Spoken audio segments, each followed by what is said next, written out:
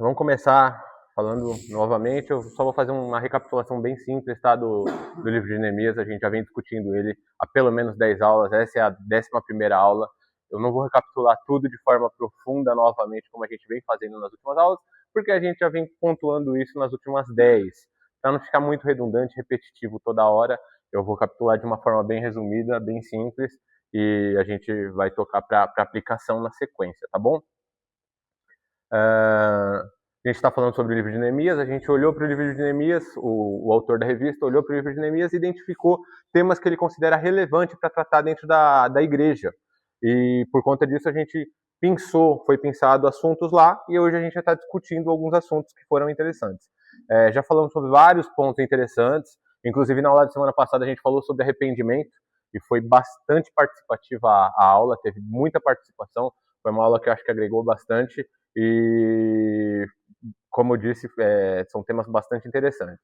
Isso tem mostrado, por conta dessa participação, todo esse empenho e engajamento da turma. Eu acho que é bastante importante quando tem bastante participação, tá? Hoje o assunto vai ser a importância sobre o culto, como que a gente lida com essa importância do culto nas nossas vidas. E eu quero começar falando sobre uma frase que eu li na revista, e me chamou bastante atenção essa frase que eu li na revista. É a última frase do tópico 1.1, e está escrito aí: não existe sucesso se a vida espiritual vai mal. Não existe sucesso se a vida espiritual vai mal. Isso, às vezes, e muitas vezes, pode parecer clichê para nós.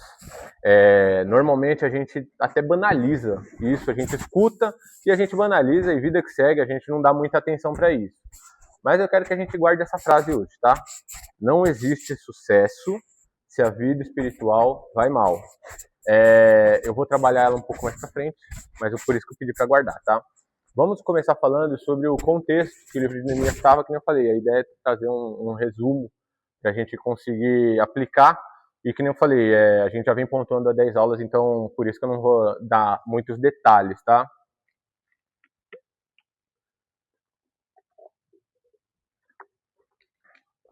Neemias, ele era o copeiro do rei, e ele ficou sabendo que os muros de Jerusalém estavam destruídos. Ele ficou muito chateado, e quando ele teve uma oportunidade de falar com o rei, ele aproveitou e pediu para o rei para que ele pudesse voltar para... Aliás, voltar não, porque ele não tinha ido ainda, né? Ir para Jerusalém para reconstruir os muros. Quando ele chegou lá, foi necessária muita astúcia e sabedoria, porque lá haviam os inimigos daquele que a gente considera implícito, tá, gente? Eles não se declaram de fato seus inimigos, eles estão próximos ali, eles conversam com vocês, com a gente, não é de forma aberta, que eles declaram guerra contra você, mas eles ficam ali, próximos da gente, conversando, dá bom dia, dá boa tarde, dá boa noite, você passa, eles levantam a mão. O pessoal estava ali, próximo, na proximidade dele. E por isso, Neemias teve muita cautela. E ele conseguiu atuar de forma que a obra fosse realizada. Ele conseguiu engajar o povo para o povo realizar a obra. Quando a obra material, os muros, foram concluídos, foram realizados, a gente já falou sobre isso há 15 dias atrás, né, quando foi realizado. Quando essa obra foi concluída, eles mesmos, o povo mesmo, sentiu a necessidade da devoção a Deus, da adoração ao Senhor. E com isso eles solicitaram para que Esdras celebrasse um culto. E eu dei, acho que, o exemplo exatamente desse na aula de 15 dias atrás. O ponto é exatamente esse. Ele pediu para que Esdras celebrasse um culto ali. E a gente lê que eles leram a lei. Isso para eles era uma forma de celebrar um culto, tá, gente? Então, eles pediram ali para Esdras celebrar um culto. A ideia naquele momento era exatamente essa, da celebração do culto. E eles estavam tão gratos e eles tinham compreendido tão bem o que aquela obra material tinha sido para eles, que eles estavam realizando. E é muito legal quando a gente consegue entender e captar e realizar, executar o que Deus quer para a nossa vida e começa a aplicar, colocar em prática o que Deus quer para a nossa vida e consegue fazer. É muito legal quando isso acontece. No direito a gente chama isso de subvenção à norma. O que acontece? É uma legislação que ela ocorre adequadamente, ocorre corretamente, exatamente com o fato que ocorreu na sociedade. Isso aí a gente chama de subvenção. A gente pega um fato, uma coisa que deve acontecer e aplica ele adequadamente ao fato que ocorreu. Isso chama-se subvenção. E o povo estava de fato nessa posição. Eles estavam na posição do que Deus queria para eles. Eles estavam fazendo o que Deus queria que eles fizessem. E eles estavam executando, e eles queriam entregar um culto a Deus.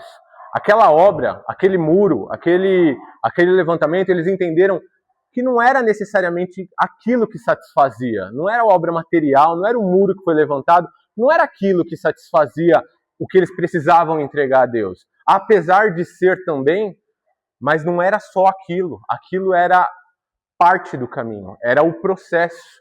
Aquilo não era o final. O final era outra coisa. E durante o caminho, aquela reunião que eles tiveram, aquela comunhão que eles tiveram, aquele engajamento que o povo teve de reunir e de trabalhar junto, fez com que eles entendessem o que Deus queria para eles. Foi fundamental eles compreenderem o propósito que Neemias tinha e o que era para ser realizado. Que não necessariamente aquilo ali era para Neemias em si, para a pessoa de Neemias, mas que Neemias estava sendo guiado por Deus. E Neemias estava levando o povo para mais perto de Deus, fazendo a vontade de Deus. Era fundamental que o povo tivesse captado essa mensagem. E o povo captou. Eles executaram e eles queriam entregar esse culto a Deus. Dessa forma, Esdras começou a ler a lei e eles começaram a chorar. Quando eles começaram a chorar, a palavra de confronto, ela veio de encontro. De encontro, tá, gente? Ao encontro é isso aqui, é quando eles se encontram. De encontro é quando tem o choque. A palavra veio de encontro. E começou a confrontar eles. E começou a trabalhar dentro deles. E eles começaram a chorar. Eles começaram a chorar porque a palavra começou a ser muito relevante na vida deles. E eles começaram a entender o que a palavra estava querendo dizer para eles. Como eu falei, e eu dei o exemplo, a guarda deles estavam baixas. E dessa forma, Deus pôde entrar e começar a trabalhar na vida de cada um. Eles estavam exatamente no lugar onde Deus queria que eles estivessem, e isso fez toda a diferença para aquele povo. Isso fez toda a diferença. Eles estavam ali reunidos, e Deus falou com eles daquela forma tão bonita como a gente lê. Apesar de Neemias falar para eles que eles não precisavam chorar, porque era um momento de alegria, na sequência, é muito importante a gente entender que a palavra está trazendo um confrontamento, um espelhamento para eles. E quando a gente vê esse tipo de cenário na Bíblia, esse tipo de situação na Bíblia, a gente deve e precisa trazer mais relevância para ele. A gente precisa trazer mais importância, trazer mais holofote para um tipo de cenário desse. Porque quando a gente está lendo, a gente não consegue captar se a gente não estiver prestando atenção. Mas é exatamente isso que uma comunhão, uma presença no local onde a gente precisa estar faz quando Deus fala com a gente. Quando a gente está fazendo a vontade de Deus, a gente baixa a nossa guarda naturalmente, a gente entende que tudo que a gente vai fazer vai ser cuidado por Deus. E Deus vai trabalhar nas nossas vidas. E aí, de fato, é o que eu falei, a gente baixa a nossa guarda. Eles não estavam ali com desculpas ou com justificativas. Eles estavam ali para deixar com que a palavra penetrasse na alma deles e cada um fosse confrontado pelo pecado que ele estava praticando. E aí eu falo como pecado praticando, gente, porque assim, infelizmente, a gente tende, em algum momento, a ter alguns pecados. E às vezes a gente nem trabalha os pecados adequadamente, porque a gente olha e pensa, eu tinha a tentação X quando eu era assim do mundo. Aí você vem para o mundo e parou de ter aquela tentação X. Só que aí você tem agora uma tentação, você pode ser preguiçoso. Só que a gente não lida com a preguiça da mesma forma como a gente lida com a pornografia. A gente não lida com a preguiça da mesma forma que a gente lida com o adultério. E hoje a gente colocou um nome até bonito, né? A gente chama de procrastinação, não é preguiça mais. É procrastinação. A gente sofistica o nome e aí a gente veda esse nome e maqueia esse pecado. Mas a preguiça, ela não deixou de ser pecado, ela continua sendo pecado. E quando a gente pensa que a gente se libertou e virou uma chavinha e virou santo nesse momento, e não tem mais a tentação da bebida que a gente tinha antes, a gente para de cuidar de outras tentações que a gente lida atualmente. Como crente, por quê? Como crente hoje a gente não tem mais o vício de bebida, ou talvez o vício de, sei lá, como eu falei, da pornografia, mas como eu falei, um vício aí que a gente não consegue se livrar de uma preguiça, também é um pecado que a gente precisa se policiar, tá, gente? Jesus não está feliz com o pecado da preguiça. Eu estou falando da preguiça como um exemplo. Você pode olhar para você, se espelhar, olhar para Deus e entender qual que é o pecado que eu tenho que tratar hoje. Qual que é o pecado que eu tenho que tratar hoje? Porque eu já deixei esse pecado, Deus já me libertou de fato. Mas hoje eu tenho tentações em outro pecado que eu não estou percebendo. Como é que eu atuo com esse pecado? Como é que eu lido com esse pecado? É fundamental que a gente olhe para nós e fique na posição onde Deus nos colocou. Porque se a gente não estiver nessa posição, a gente não consegue fazer essa autoanálise. Pode falar, Marcos.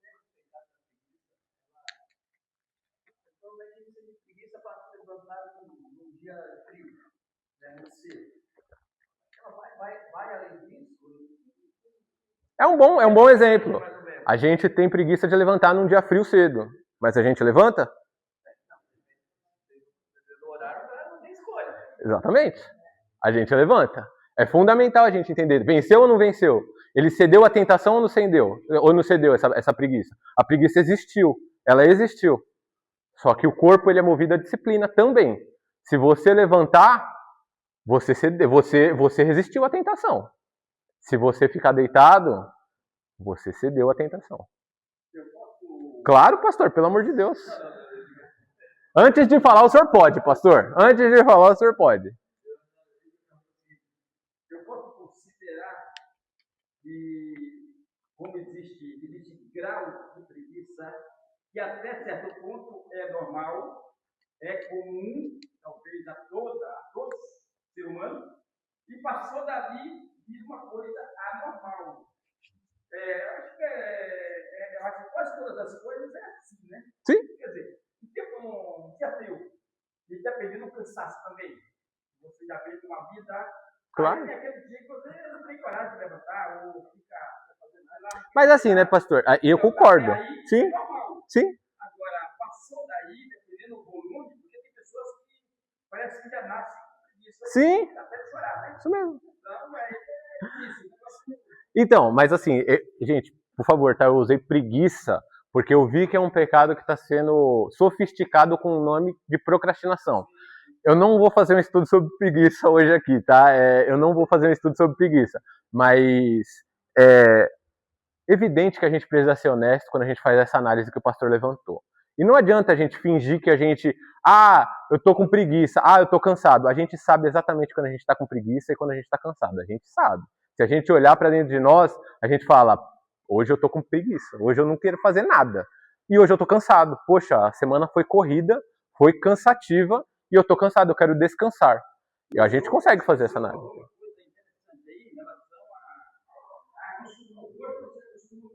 Com tudo. Inclusive esse assunto da minha filha, que vive lá, quase sem fazer nada, falou para a mãe assim, aí eu ando com preguiça. Eu acho que se eu fosse um bicho, eu seria um bicho. Mas é disciplina. Isso a gente expõe, coloca no corpo, tá, gente? E não tem como. Isso aí até a nossa mente trabalha. Como eu falei, eu não ia tratar sobre isso hoje, mas assim, eu sei que em algum grau pega a gente, tá? Em algum grau eu acho que pega todo mundo isso, tá? Em algum grau pega todo mundo. Eu vou dar um exemplo, a Andressa e eu, há 3 anos a gente não fazia nada de atividade física. Há 3 anos a gente começou a ir para academia todo dia, 5 horas da manhã, a gente acordava de segunda a sábado. Há 3 anos a gente vai todo dia de segunda a sábado, 5 horas da manhã para academia. Todo dia. É cansativo? Evidente que é. Mas a gente vai. Disciplina.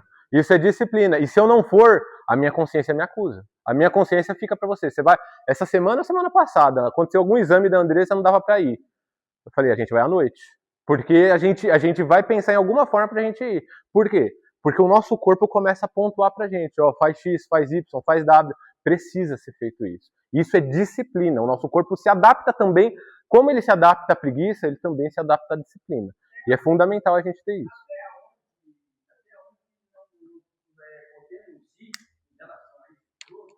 E do culto ao corpo.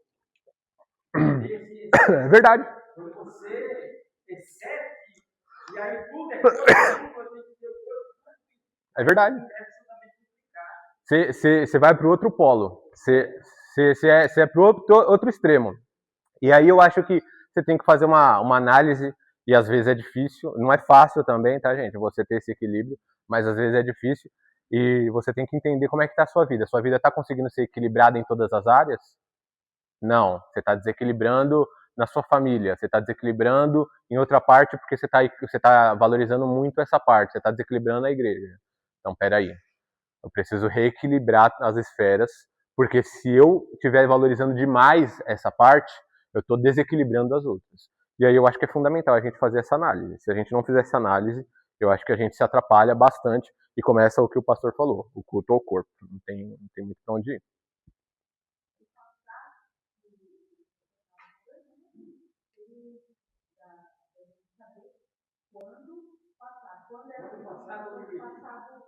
Quando é uma coisa anormal.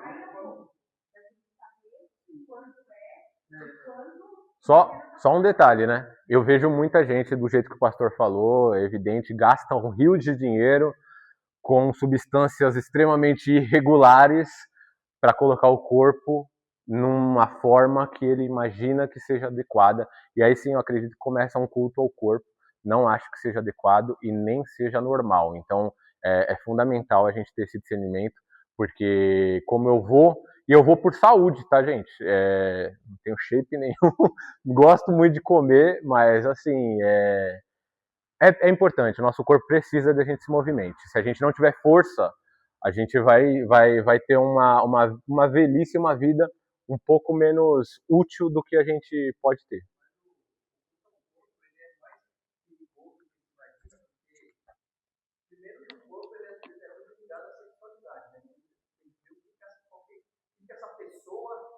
Tem o coração dela para ter esse corpo desse jeito. E aí a gente entra naquele contexto da mulher fazer comida, Qual o nome disso? Isso, começa a entrar nesse aspecto, então o negócio é mais profundo do que muito profundo. Simplesmente querer manter o corpo. Sim. Se alguém está nesses caminhos aí, tem que buscar o ciclo. Sim. É um assunto que a gente pode abordar, tá, gente? Eu estudo isso, assim, qualquer dia eu acho que é um assunto bastante relevante e a gente tem isso mais do que a gente imagina hoje nos nossos dias. Muito mais do que a gente imagina, tá? Só retomando aqui, tá, gente? Eu falei do pecado da preguiça. E, como eu falei, antes de haver qualquer confronto do pecado, o quebrantamento daquela galera, daquela comunidade, daquela igreja, ele já estava ali, porque eles entenderam qual era o propósito que Deus tinha para eles. Então, por conta disso, quando Esdras começou a falar, a palavra veio contra o comportamento que eles estavam vivendo, qualquer pecado, e aí preguiça, pornografia, adultério, cobiça, qualquer um desses, confrontou e eles começaram a chorar. E como eu disse, quando a gente faz o que Deus nos incumbe de fazer, e não de forma individual, mas de forma reunida, as coisas andam e a gente entende um propósito maior que Deus planeja para nós como comunidade e não individualmente. Como comunidade e não individualmente. Muito bem, era isso que era a introdução, tá? Eu precisava colocar vocês de novo lá no cenário de Neemias. Era isso que estava acontecendo, eles tinham voltado para Jerusalém, estava desanimado, precisava reconstruir os muros. Foi reconstruído os muros, mas através de um engajamento que Deus usou Neemias para levantar esse engajamento. E quando o povo percebeu, o muro virou um mero detalhe e a alma do povo estava sendo tratada por meio da palavra de Deus, por meio da lei que estava sendo lida e por meio de tudo que eles estavam vivendo ali. Vamos começar agora a falar sobre culto, tá? Ao pesquisar sobre culto, eu levantei bastante material. É muito material que a gente consegue levantar, tá, gente? A gente consegue falar como é que era o culto lá na época de Abraão. A gente consegue falar o que Melquisedeque representa na Bíblia. São assuntos extremamente densos e a gente começa a entender, e a gente começa a falar, poxa, tem muita vertente sobre culto, muita vertente. Melquisedeque é um assunto que eu achei espetacular, mas ele é muito teórico e muito teológico e denso, tá, gente? Então, assim, eu não ia conseguir explicar esse assunto de uma forma muito prática. Por isso que eu achei melhor trazer outros assuntos que eu acho que são mais práticos para nós no dia a dia do que falar como é que era o culto na época de Moisés, o culto na época de Abraão, o culto na época de Melquisedeque, ou nas épocas posteriores. Porque, apesar de ser muito rico e muito interessante, tem diversos assuntos que a gente consegue tratar, e a gente vai tratar só sobre alguns aqui, que eu acho que é relevante para a nossa vida agora, tá? Hoje, 2026. Evidentemente, quando a gente fala de culto, a gente quer transmitir uma ideia de reunião de pessoas, tá, gente? Eu sei que a gente, falando sobre culto, a gente vai falar que a gente é um templo, o Espírito Santo deixou isso pra gente, e a gente é um culto ambulante, tá? Mas eu sei, mas a proposta da revista não é falar necessariamente sobre esse culto, que é o que a gente é, esse templo, que a gente anda para lá e para cá, esse culto ambulante. A proposta da revista não é essa. Por isso que eu vou falar desse culto que a gente tem aqui, de reunião de pessoas, de comunhão de pessoas. E eu vou levar um pouquinho para o lado de comunhão também, mas a gente vai tratar sobre alguns assuntos, tá? Como eu disse, a proposta da revista é falar sobre essa reunião de pessoas. Então, na minha percepção, e evidente, eu deixo isso aqui aberto para vocês pontuarem coisa diferente do que vocês entendem, tá? Na minha percepção, eu levantei pelo menos 4 modalidades de culto. 4 modalidades de culto. E como eu falei, se vocês identificarem coisas a mais, tá aberto aqui para participação, tá? O primeiro culto que eu identifiquei... Primeiro culto não tem ordem, tá, gente? Mas um culto que eu identifiquei, que é o culto ao ar livre, cujo objetivo é falar para um público que não foi pedir aquilo, mas que a gente foi levar. Eles não possuem o conhecimento, então é uma palavra extremamente de evangelização.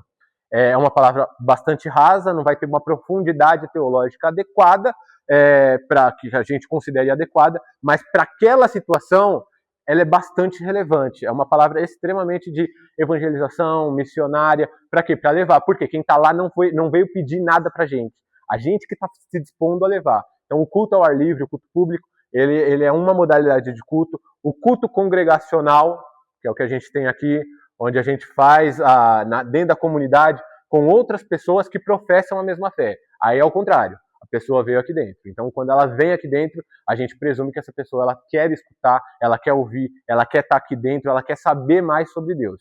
E se ela veio aqui dentro, a gente fica e deve ficar mais à vontade para falar e disseminar mais o que a gente entende de uma forma um pouco mais profunda teologicamente, tá? Além disso, tem o culto no lar, que é o culto que a gente vê hoje, o que precisa ser feito, que a gente sai. Hoje o Projeto Visitar, eu acredito que ele lide bastante com isso. Esse tem um viés bastante missionário e bastante espiritual também, tá, gente? Eu acho que quem já fez culto no lar sabe como é que funciona, quando você chega na casa de uma pessoa, quando você chega na casa de alguém, como lida com isso. Às vezes a casa é de crente, tá tudo bem. Às vezes a casa é de crente, não tá tudo bem. E às vezes a casa não é de crente.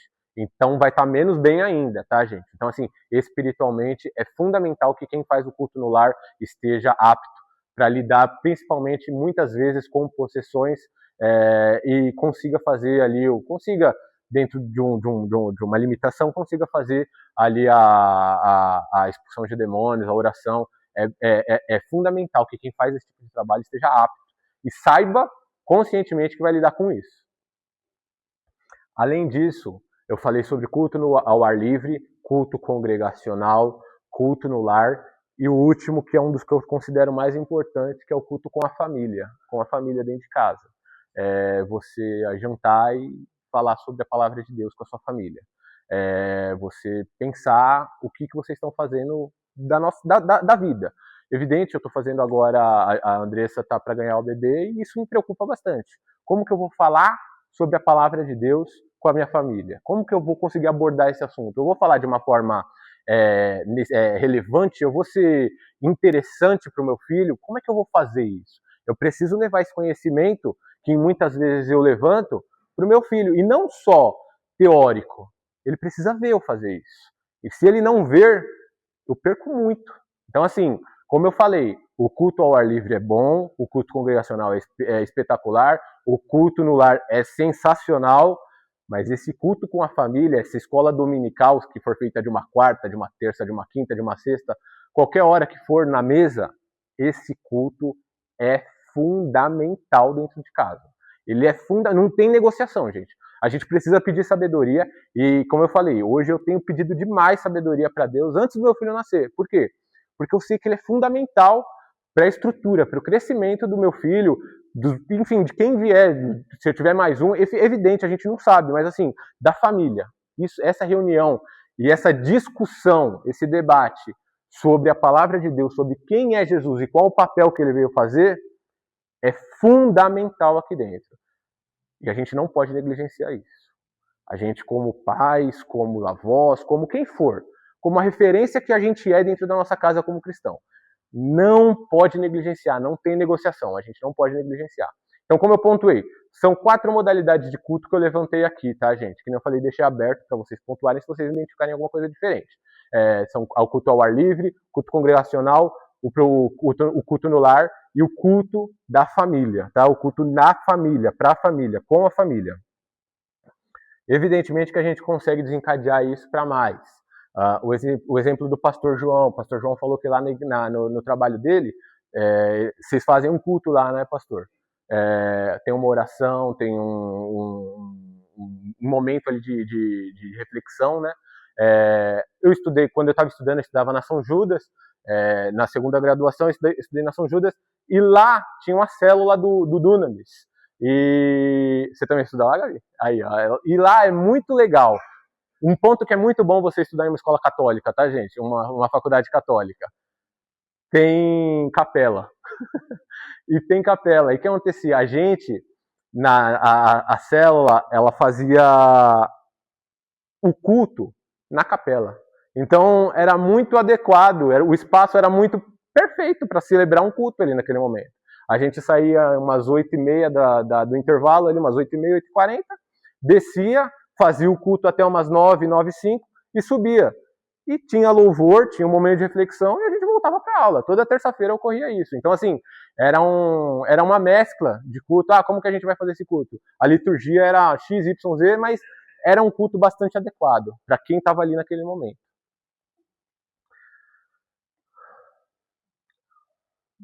Enfim, né, gente? Acredito que é algo bem parecido, cada um vai ter aí um cenário na vida, mas acho que não foge muito disso, né? Dentro da pesquisa que eu fiz, que eu identifiquei esses 4 como expoentes de reunião, mas em todas elas, a gente tem uma liturgia bem parecida, tá, gente? Uma liturgia na forma moderna, liturgia, a palavra da forma moderna, ela ficou conhecida como os procedimentos que a gente segue de domingo das 18 até as 20h30. Liturgia, da forma moderna que a gente conhece hoje, a palavra liturgia, ela ficou conhecida como o que a gente faz no culto de domingo das 18 horas até as 20h30.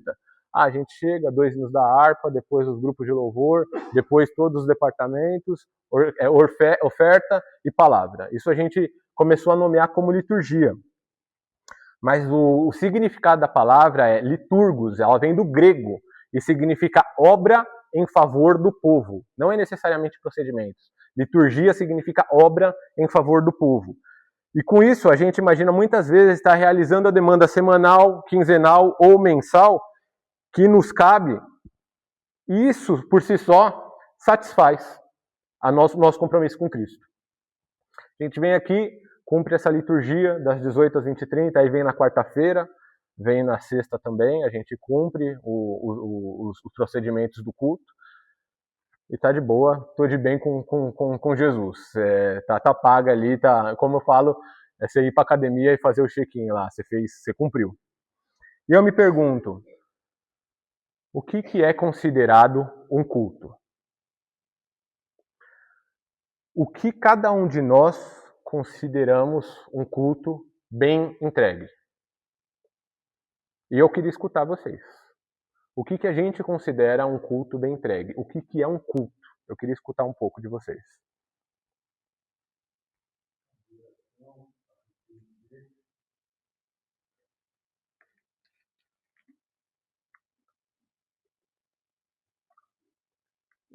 Adoração, arrependimento.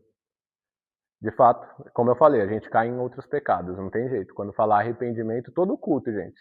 É o que eu falo, tem uma música, eu falei isso acho que uma sexta-feira aqui. Tem uma música da Aline Barros, eu não sei se é da Aline Barros ou do Anderson Freire, que ele fala, vem Senhor e me resgata todos os dias. E a gente canta isso de uma forma banal. E se a gente cantar isso de uma forma banal, tá errado. Porque vem, Senhor, e me resgata todos os dias, todos os dias, todos os dias. Porque a gente aqui é muito falho e a gente peca. Se Deus não vir resgatar a gente todos os dias, a gente está muito suscetível a cair no nosso pecado novamente. Não tem jeito. Então, o que é um culto bem entregue? É muito interessante a gente pensar nisso, tá? Na pesquisa que eu fiz, em um dos momentos, eu levantei a pastoral litúrgica feita pela Igreja Presbiteriana do Brasil. Você pode colocar, Dessa? Iniciada em 2008 e concluída em 2010. Gente, eu gosto muito da presbiteriana, eu gosto muito dos pastores presbiterianos, tá? Só quero deixar isso claro antes de eu começar a pontuar, porque eu vou criticar. Mas eu gosto muito deles, tá? E ao ler, a gente vê alguns pontos que não tem como a gente deixar de questionar o que vai ser dito, tá? É um documento que tem 18 páginas, ele é bem curtinho, mas, assim, além disso, eu trouxe um resumo para vocês, para a gente entender o que é isso. Vamos ver se você consegue colocar, acho que vai conseguir. Eles fizeram um documento pontuando o que pode num culto e o que não pode. Eu quero deixar ressaltado para vocês. Isso é 2008, 2010, tá? De 2008 a 2010. E tem nomes extremamente relevantes no nosso meio pentecostal, no nosso meio protestante, que elaboraram esses documentos. Eu vou falar, assim que eu ler, eu vou explicar qual é o intuito dele. Sim, isso mesmo, Márcio. Alguma coisa estava acontecendo. Eu vou iniciar aqui, estava preparado, mas eu vou iniciar aqui falando o que pode, tá, gente? O que pode? O princípio regulador. O princípio regulador, ele é focado nos elementos tradicionais. São partes do culto aceitáveis, tudo como segue o ordenamento bíblico formal. Ótimo, chegou. O que pode? A leitura das escrituras, então eles discriminaram uma receita de bolo da forma como a gente fala, um manual, tá bom? A leitura das escrituras pode, a pregação, o louvor estruturado, orações e os sacramentos. Agora vocês vão começar a entender. Danças fora do ambiente de culto, podia também. É declarado que se pode ter danças nas comunidades em momentos estritamente recreativos ou sociais da congregação. Fora do rito litúrgico. Fora do rito litúrgico. Fora do culto, tá, gente? Fora do culto. Desde que executadas de forma que não provoquem lascívia, sensualidade e escândalo. Certo? Legal? Beleza. Além disso, também podia, e aí ficava a critério do pastor local, em palmas. Eles falaram assim, ó, a gente não gosta muito, mas fica a critério do pastor local bater palma ou não. A gente não vai pontuar se pode ou não pode, a gente deixa aberto, mas a gente aceita. Se bater palma não é pecado. Fica tranquilo, pode bater palma, não vai ser pecado não.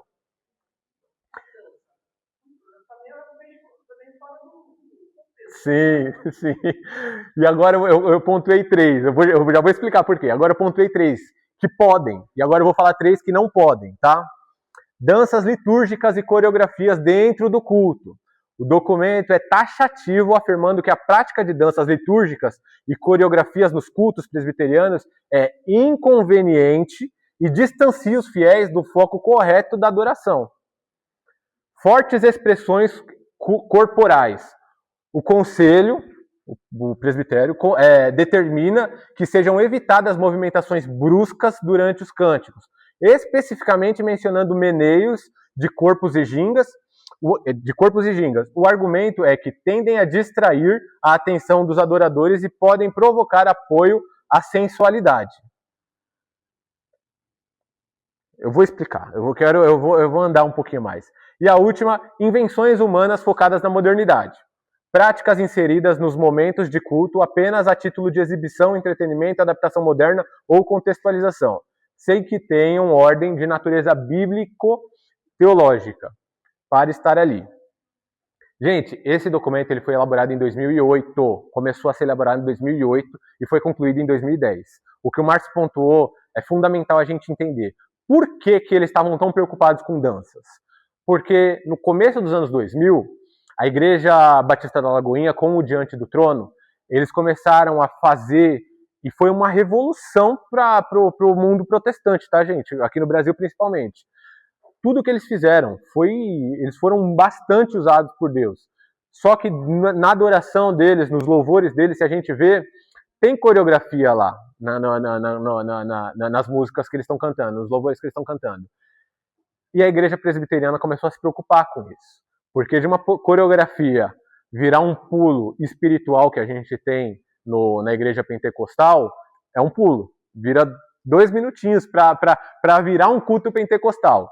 Como uma igreja que eles se dizem reformadas, tradicional, eles não querem essa pentecostalização dentro da igreja deles. Então, por conta disso, eles se posicionaram de forma firme e contundente contra as danças coreografadas dentro da igreja, que era uma coisa que estava vindo crescendo demais por conta do Diante do Trono. Por conta do Diante do Trono. Então, isso aqui é um documento para se posicionar. Você vai falar mais?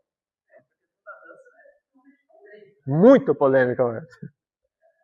Quem gosta usa aquele contexto de Davi, dançando dentro da arca, quando ele chega, então as pessoas usam isso. Mas de cabeça não me lembro da Bíblia trazer o contexto específico. Também. Também. Mas assim, tá, gente? A gente presume dança, e por conta da nossa cultura brasileira ser extremamente sexualizada, a gente sempre presume que uma dança ela vai ter um ato sexual, um ato sensual, sexual não, mas sensual para atrair atenção. Só vou pontuar, nem estava na aula, mas tem um restaurante libanês que eu gosto de ir lá no Bom Retiro, e quem dança lá são os homens, não são as mulheres. E a gente fala, pô, quem dança é os homens, não faz nem sentido. Cara, faz total sentido. E você não vê sensualidade nenhuma. E nem qualquer trejeito homossexual na dança deles. E aí você começa a entender um pouco o que Davi dançou. Você olha e você fala, a minha cabeça de brasileiro de 2026 não consegue compreender isso.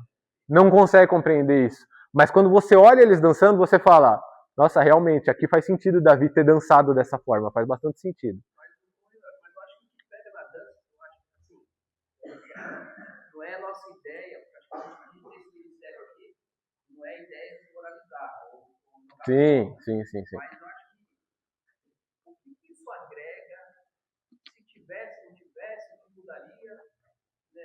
Isso realmente traz algo. Eu estou te perguntando, não sei qual é o sentido disso, porque quando eu olho essas coisas, se eu não tivesse, seria irrelevante, acho que ninguém perceberia, pode ser ignorante.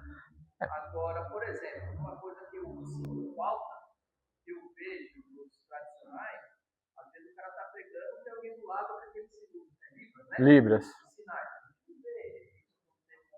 E essa galera precisa ser alcançada. São almas que estão ali e precisam ser alcançadas, tá? Aí eu fico pensando, foca muito em algo que, no meu ponto de vista, eu não consigo ver sentido, e aquilo que realmente faz, eu não conheço a igreja pentecostal que tem esse recurso de alguém. Concordo. No culto livre. Sim. É verdade. Assim, eu tenho uma linha de raciocínio bastante parecida com a do Márcio. Mas assim, gente, não dá pra gente limitar o culto somente ao que a gente imagina, ao que a gente gosta. É acima da gente. O culto não dá para ser dentro da nossa caixinha. E como eu falei, apesar de eu ter uma linha parecida com a do Márcio nesse tipo de situação, eu sei que em algum momento a coreografia pode ter segurado alguma jovem que estava pensando em sair da igreja. E a gente, porque a gente não dá tanta moral para isso, a gente não leva isso em consideração. Mas às vezes aquele grupo de coreografia que estava aqui na frente fez aquela jovem ficar, não por conta da dança em si, mas por conta da comunhão que ela tem com as demais participantes, com os demais componentes do grupo. Essa comunhão faz com que ela fique nesse ambiente, ao invés do ambiente lá de fora. Isso faz com que ela amadureça e que posteriormente ela possa sair daqui, sim. Mas quando ela sair do grupo, ela já vai estar mais amadurecida para lidar com as dificuldades e permanecer dentro da igreja, apesar das dificuldades.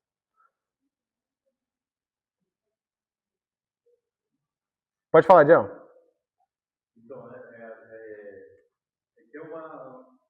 Cada cabeça é um mundo, né?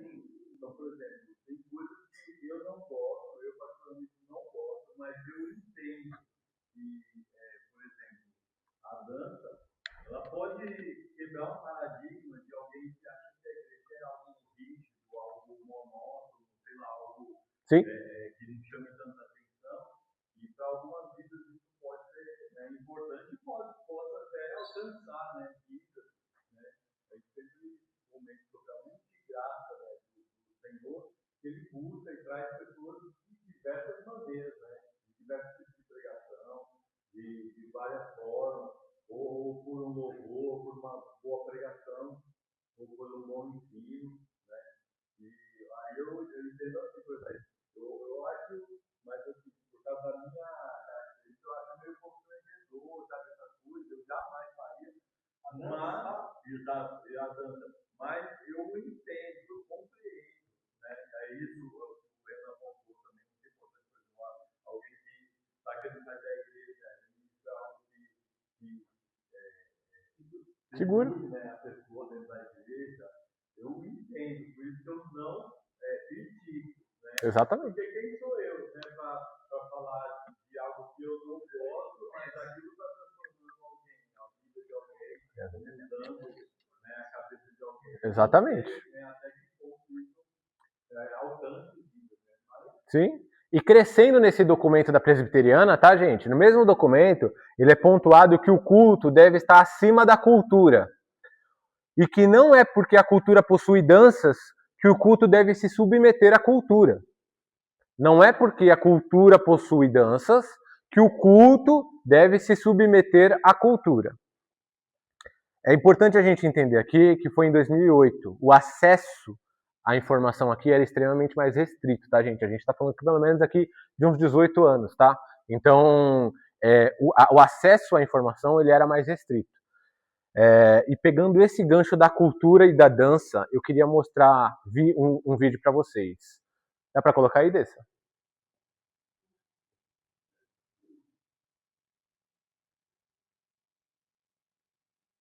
Tá sem áudio?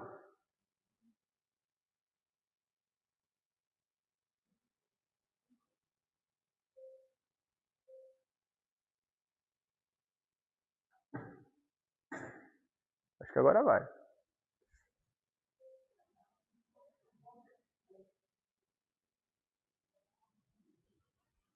É a segunda vez que eu tento mostrar esse vídeo aqui, tá, gente? A primeira vez eu desisti, a segunda vez eu tô teimoso, tá? Eu vou...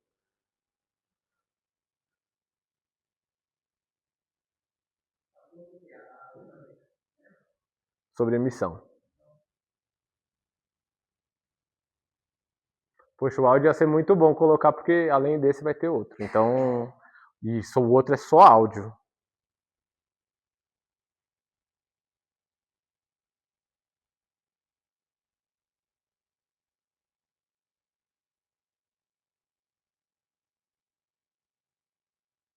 Acho que agora vai sair.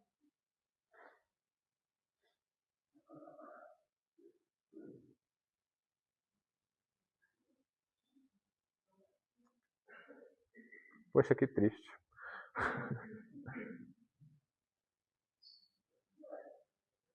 Vamos torcer para ir, porque além desse, tem mais um que é só áudio, tá, gente?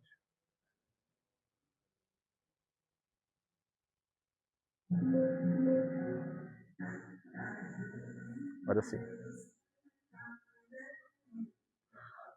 O que é isso? É uma igreja na África que eles vão ter batismo lá. Ó. Vai ter batismo lá na África, lá. E eles estão preparando a igreja para batismo.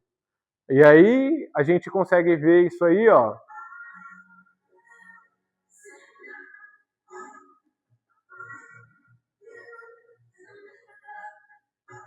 Olha lá, ó, batismo.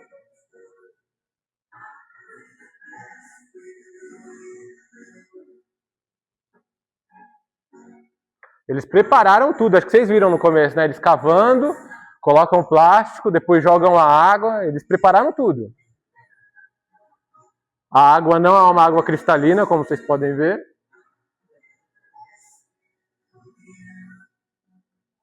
E depois tem o quê? A dança. É. Tem outro aí, Dê? Aí eu acredito que, eu não lembro exatamente, mas eu acho que é uma comunidade indígena. Esse é sem som mesmo, tá, gente? É uma comunidade indígena que esse missionário foi fazer a visita. Olha eles tomando ceia. A ceia deles não é com vinho, é com açaí, né? Açaí, o que mais? E é um outro elemento de comer, não é com vinho e com pão. Tapioca, é açaí e tapioca.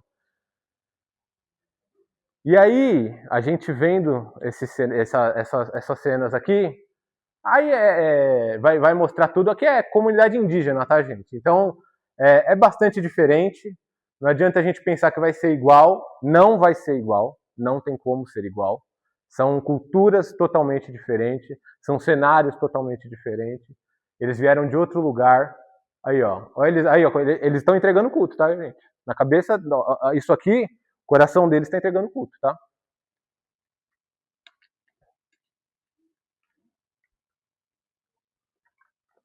O outro, você consegue colocar o áudio desse?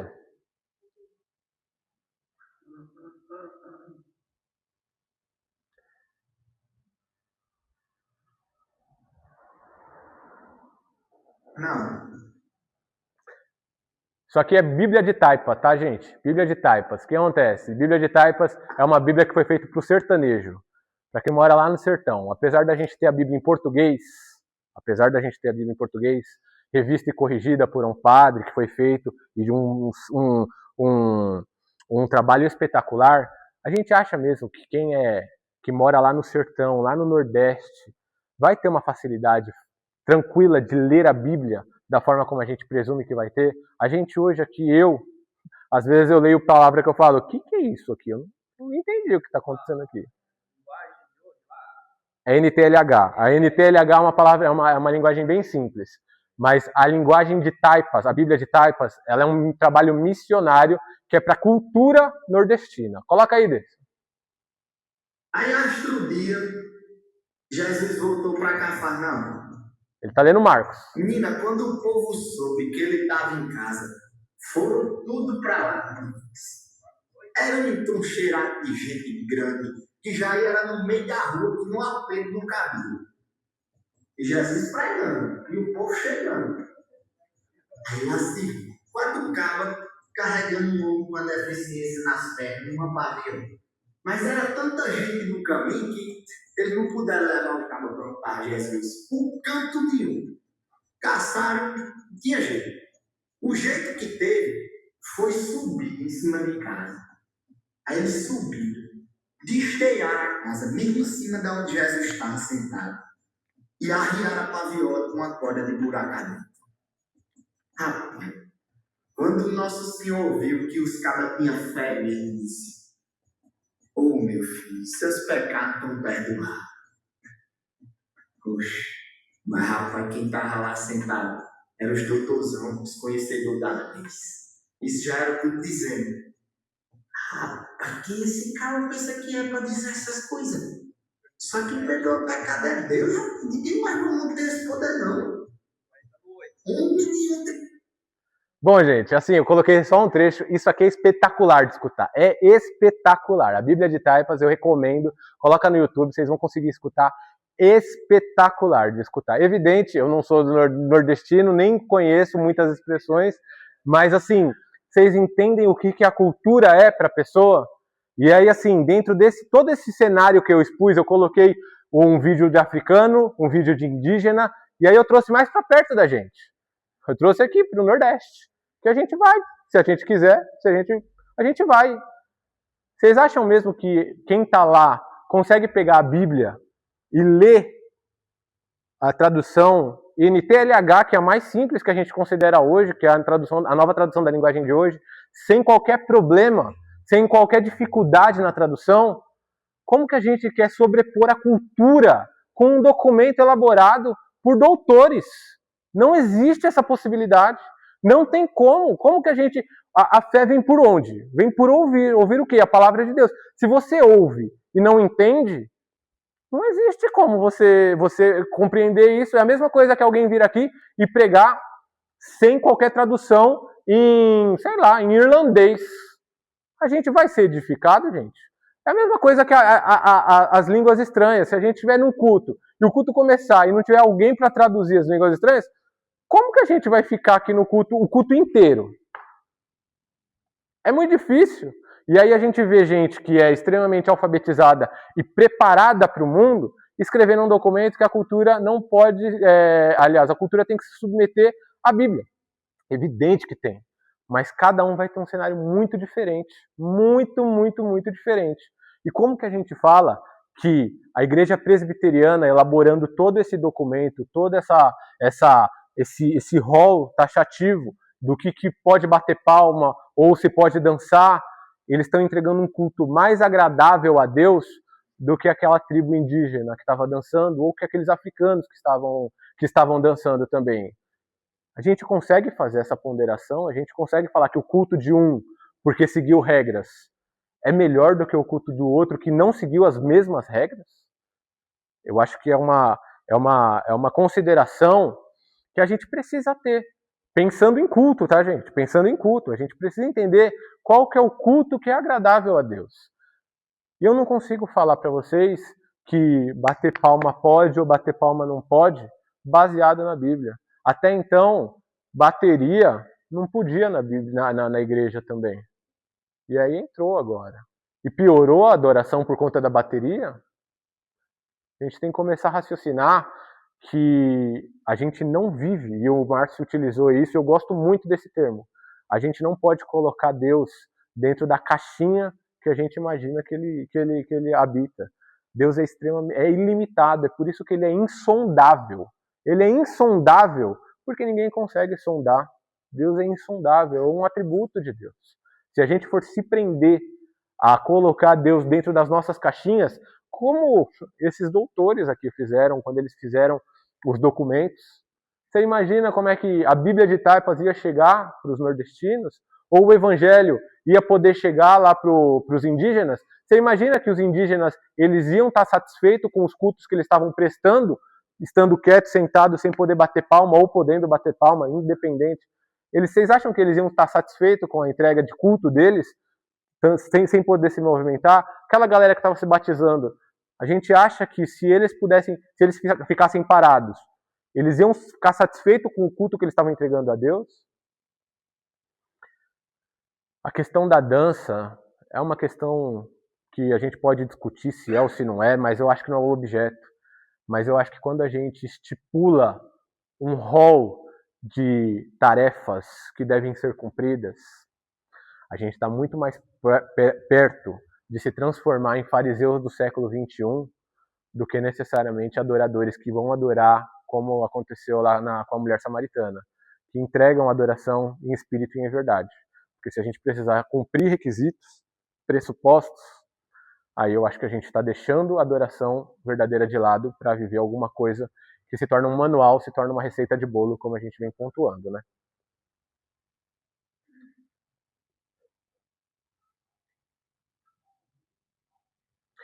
Será que às vezes a gente chama de reverência algo que é só tradição? É só tradição, só tradição. É uma tradição que foi repassada e a gente está chamando de reverência. Sim, sim.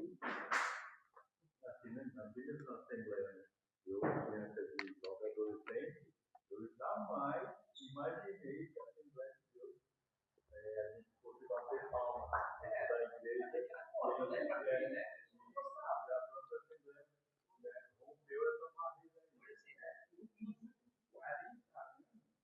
A igreja ela evoluiu muito por causa dos neopentecostais, né? Que vieram trazendo aí uma outra forma. É claro que nós não vamos ter a condição de dizer que aquele culto, como ele falou, né? Aquele culto é bom e aquele culto não presta, ou eu não aceito, não sei nada. Porque ainda tem muita condição do coração, mas muitas coisas, e a igreja abraçou muita coisa. Por exemplo, culto, sei lá, culto do Espírito Santo, culto de libertação. Sim. Não, no passado, isso era, ou seja, marcar um culto como se estivesse dando ordem para Deus, né? Este culto, Deus vai libertar. Aquele outro, Deus vai batizar. Aquele outro, né? Então, delimitar Deus, ou dar ordem para Deus, né? Espaço, tempo para Deus agir.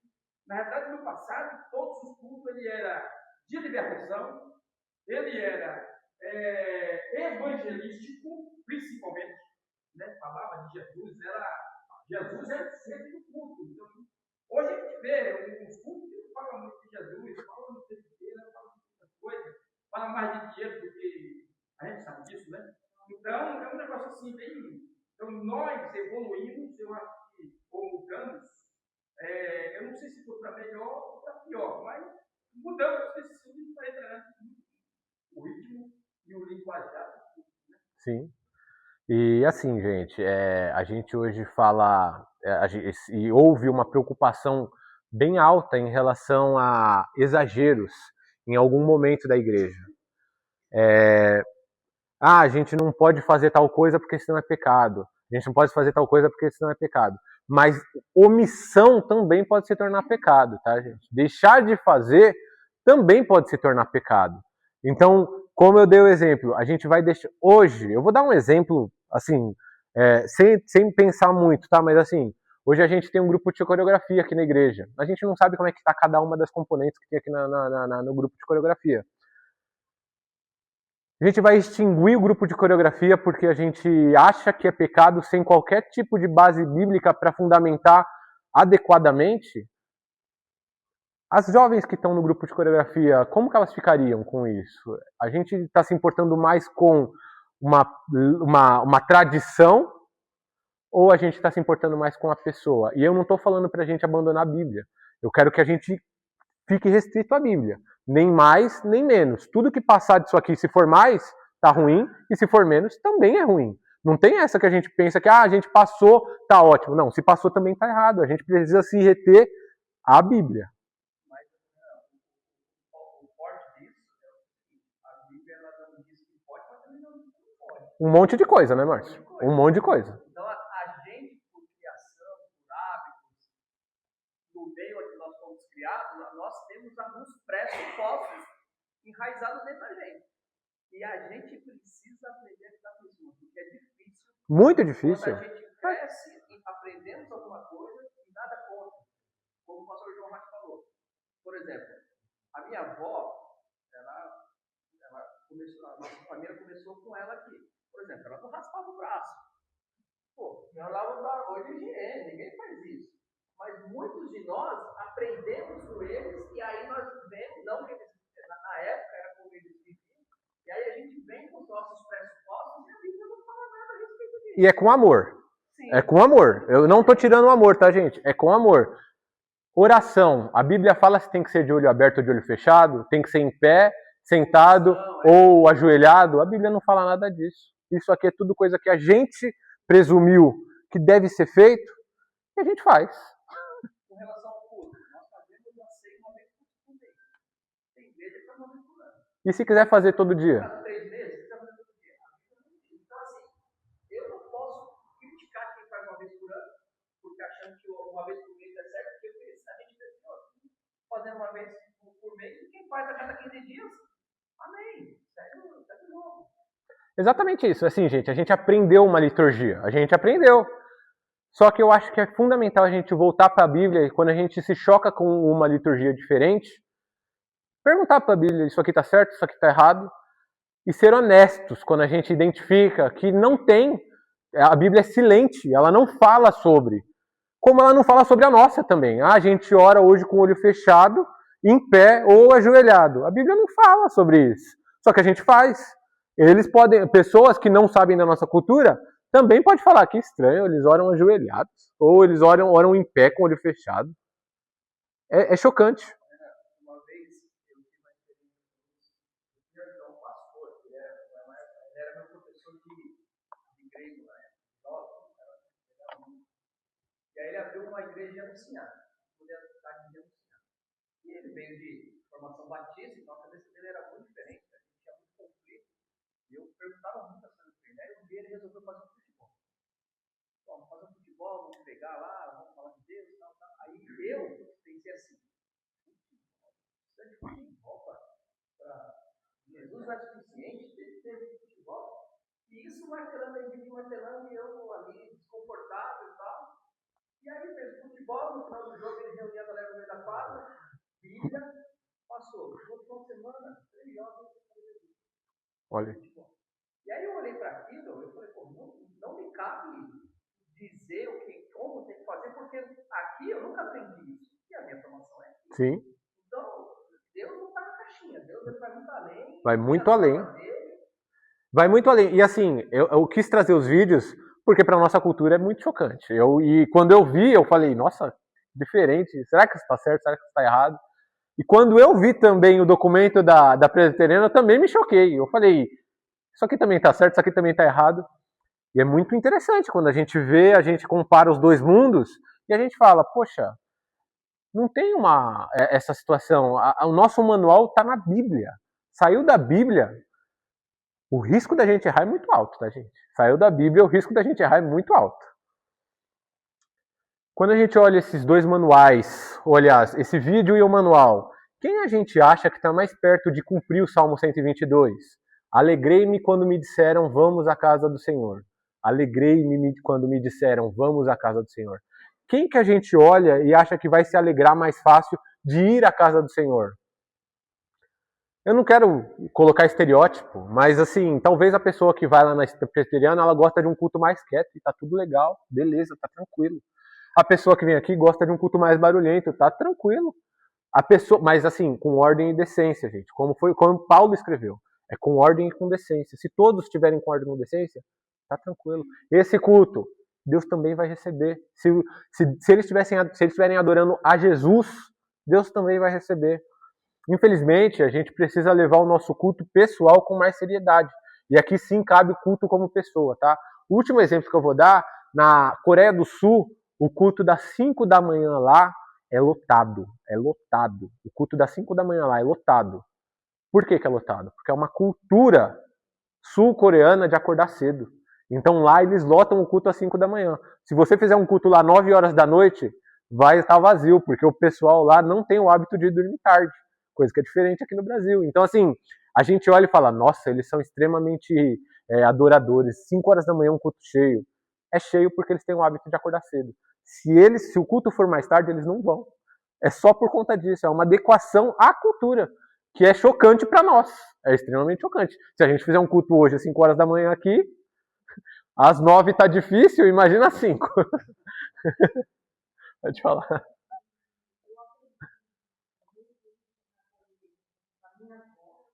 Por parte de mãe, e com a minha bisavó, por parte de pai.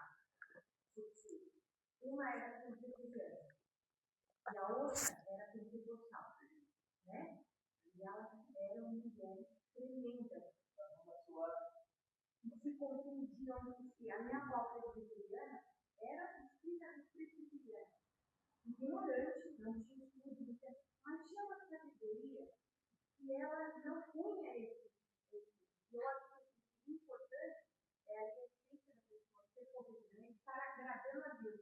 E ela não punha essas coisas assim, que nem a criou minha mãe ali na presbiteriana. Quando a minha mãe trouxe para namorada do pai, que eram vizinhos, o meu pai era da pentecostal, né? Então, teve aquele choque, né? Mas a minha avó, quando a minha mãe casou, foi na igreja do pai, que era pentecostal. E a minha avó não tinha isso. Ó, tinha lá peças na pentecostal, e ela falava, não, vai fazer sim, vai lá para a igreja, tá? Ela não tinha esse negócio, então ela achei importante a pessoa receber a condição, ela está agradando a Deus, ela não está sendo pedra de você, ela não está sendo colocando essas coisas do homem como tecido, né? A minha avó, tanto uma como a outra, morreram simplesmente para mim. Entende? Não tinha coisa e era intuito de Deus. Não entrava no foco uma para outra. Eles enxergavam o que era pro reino, que era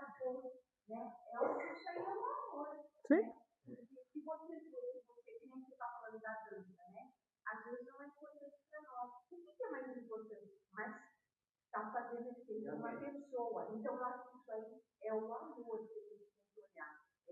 Vai ser bom, né, para quê? E não deixar essas coisas assim, das circunstâncias. Eu olhava muito isso da minha avó. Minha avó falava assim para mim, quando você estiver cansada, quando você estiver muito